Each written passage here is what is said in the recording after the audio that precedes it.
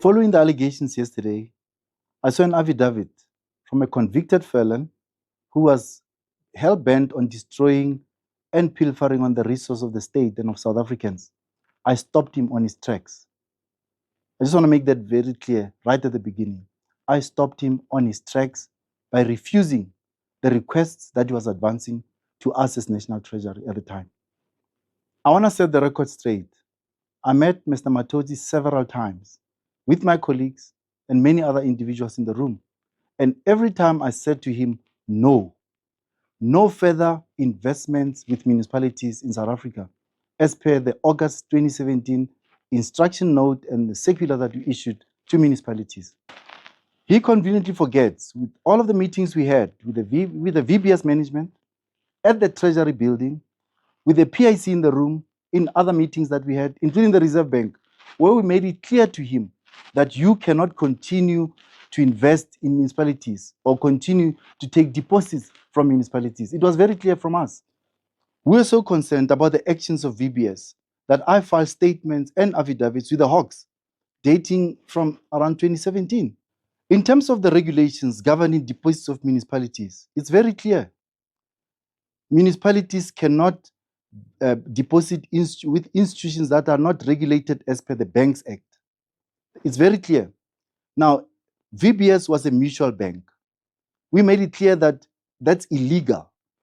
You have to register or deposit with institutions as per the Banks Act. VBS is not established as per the Banks Act. It's established as per the Mutual Banks Act, which these are two different things. It's on those bases that we brought the Reserve Bank in. It's on those bases that we started engaging in these several meetings that we had, how best to regularize VBS as a bank, not as a mutual bank, as a bank that can then be authorized to engage with municipalities. So we stopped and we said to him and to VBS management, you have to scale down all of your operations.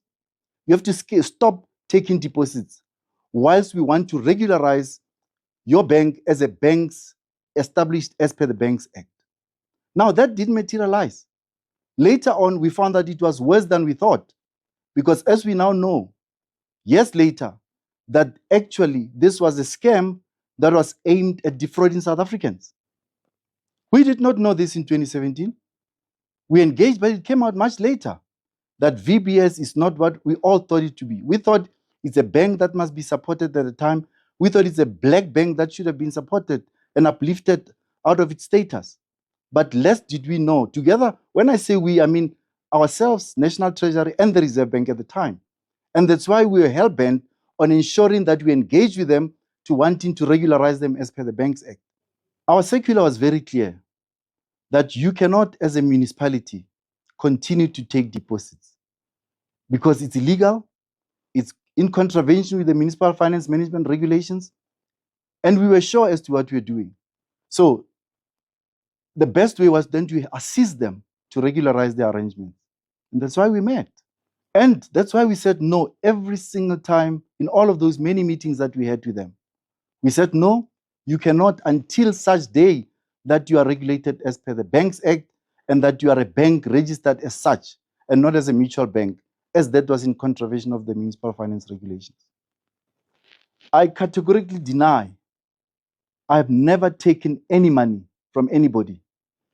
I've served this country for 23 years. The last 5 years was as DG of National Treasury.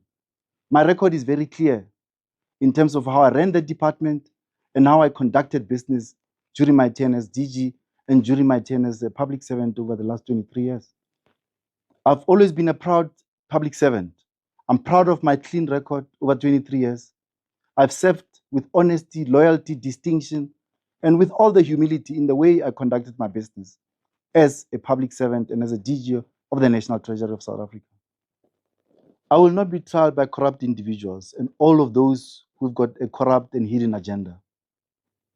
All the affidavits, all the files, minutes of meetings we held, records, any document that has got to do with VBS is with the relevant authorities and has been filed to them, including the signed statements and affidavits that I personally penned down are submitted, including, by the way, the statement that I made to the Hawks I have the same moral fiber today that I demonstrated in the last 23 years when I was in the employ of the state. It's built into my DNA, and that I can guarantee you it's not going to change.